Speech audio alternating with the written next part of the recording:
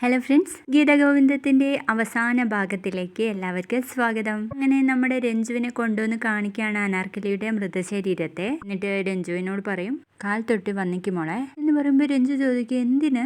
ആത്മാവ് വിട്ടുപോയ ശരീരത്തോട് അനാദരവ് കാണിക്കണ്ട, മോള് ഞാൻ പറഞ്ഞത് ചെയ്യുമെന്ന് പറയുമ്പോൾ നമ്മുടെ രഞ്ജു അങ്ങനെ തന്നെ ചെയ്യാണ് കേട്ടോ. എന്നിട്ട് ഗോവിന്ദ് അവിടെ നിന്ന് പറയുന്നുണ്ട്, 6 അടി മണ്ണിൽ ഒടുങ്ങിത്തീരുന്നത് നിനക്ക് ഞങ്ങളോടുള്ള ശത്രുതയാണ്. രഞ്ജുവിനെ ചേർത്ത് പിടിക്കുന്നതിലൂടെ ഞാൻ നീട്ടിയെടുക്കുന്നതും അതേ ശത്രുത തന്നെയാണ്. ഗുഡ് ബൈ അനാർക്കലി എന്നിങ്ങനെ മനസ്സിൽ പറയാണ് കേട്ടോ ഗോവിന്ദ്. അപ്പോൾ ഗീതു ഉണ്ടാവും അവിടെ. അപ്പോൾ രഞ്ജു പറയുന്നുണ്ട്, ഈ സ്ത്രീയെ കാണാനാണോ നിങ്ങൾ ഇങ്ങോട്ടേക്ക് എന്നെ കൊണ്ടുവന്നത്? അതുപോലെ എനിക്ക് ഇഷ്ടായില്ല. എന്നിട്ട് എന്തിനാ ഏട്ടാ എന്നോട് വണങ്ങാൻ വേണ്ടി പറഞ്ഞത് എന്ന് പറയുമ്പോൾ നമ്മുടെ ഗോവിന്ദ് രഞ്ജുവിനെ ചേർത്ത് പിടിക്കാണ് കേട്ടോ. എന്തായാലും മോളെ, ഒരു അമ്മയുടെ സ്ഥാനത്ത് നിന്ന് നിങ്ങളുടെ വിവാഹം നടത്തി തന്നത് അവരാണ്. അപ്പോൾ അവരോട് നിനക്ക് ഒരു ഉത്തരവാദിത്വം ഉണ്ട്. അവരുടെ അവസാന കർമ്മം ചെയ്യാൻ വേണ്ടിയിട്ട് ധ്യാൻ വരും. അപ്പോഴേക്കും രഞ്ജു ചോദിക്കും, അവൻ വരുന്നുണ്ടോ? അതെ, അവൻ വരുന്നു. നിന്റെ അച്ഛൻ അവനെ കൊണ്ടുവരും എന്ന് പറയാൻ കേട്ടോ ഗോവിന്ദ്. പിന്നീട് കാണിക്കുന്നത് നമ്മുടെ അറക്കൽ തറവാടാണ് കേട്ടോ.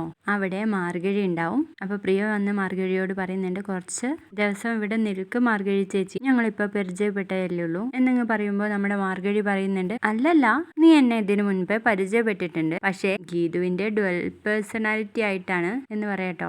അന്നത്തെ നിന്റെ സങ്കടം കണ്ടോണ്ടാ നിന്റെ കെട്ടിയോനെ ഞാൻ എങ്ങനെ ഇട്ട് പെരുമാറിയത്. അവനെന്റെ അനിയനായിരുന്നു എന്നറിഞ്ഞിരുന്നെങ്കിൽ അവന്റെ കാര്യം കട്ടപ്പുകയായിരിക്കും എന്ന് പറയണേ. അങ്ങനെ നമ്മുടെ മാർഗഴി പോകുന്ന കാര്യം പറയുമ്പോഴേക്കും നമ്മുടെ ഗീതു അങ്ങ് വന്നിട്ട് പറയും, നീ എവിടെ പോകുന്ന കാര്യം പറയുന്നത്? ഞാൻ തിരികെ പവിഴത്തിന്റെ അടുത്ത് പോവാ. അപ്പോൾ നമ്മുടെ അമ്മയോ എന്ന് ചോദിക്കട്ടോ. നമ്മുടെ അമ്മയോട് ഞാൻ കാര്യങ്ങൾ പറഞ്ഞ് മനസ്സിലാക്കും. പക്ഷെ പവിഴത്തിന് ഞാനല്ലാതെ മറ്റാരുമില്ല. ഞാൻ അവിടെ വിട്ട് പോന്നു കഴിഞ്ഞാൽ പവിഴം ചങ്കു പൊട്ടി ചാവും. അതുകൊണ്ട് എനിക്ക് അവരെ തനിച്ചാക്കി വരാൻ വേണ്ടിയിട്ട് പറ്റില്ല എന്ന് പറയണേ.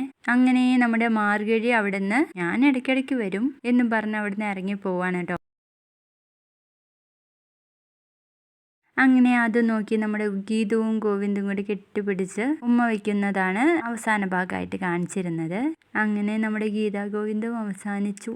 അപ്പോൾ വീഡിയോ ഇഷ്ടപ്പെട്ടാൽ ലൈക്ക് ചെയ്ത് സപ്പോർട്ട് ചെയ്യുക. ബൈ.